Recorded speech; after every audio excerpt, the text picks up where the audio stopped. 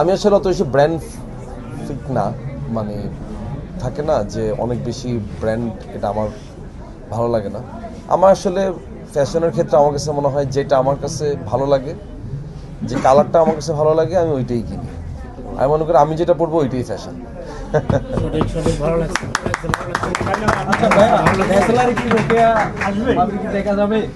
রোকেয়া ভাবিরা দেখা যায় না, আমি অপেক্ষা করতেছি।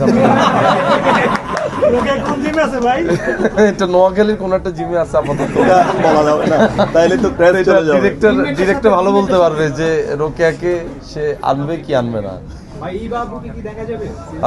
এটাও একটা চমক আছে, আপনারা একটু ওয়েট করেন। সামনে আপনারা দেখছেন যে আমাদের অলরেডি 48 পর্ব আস্তে আস্তে কিন্তু অনেক ধরনের চমক আসছে। নেহাল আসছে, পাগলা সুজন আসছে, আরো অনেক ক্যারেক্টার সামনে আসবে। সো সবুর একটু মেওয়া ফলে আপাতত খিসকায় দেখতে থাকেন, ইনশাল্লাহ সামনে হ্যাঁ ওইটা কাবিলা পারে, পলাশ পারে না।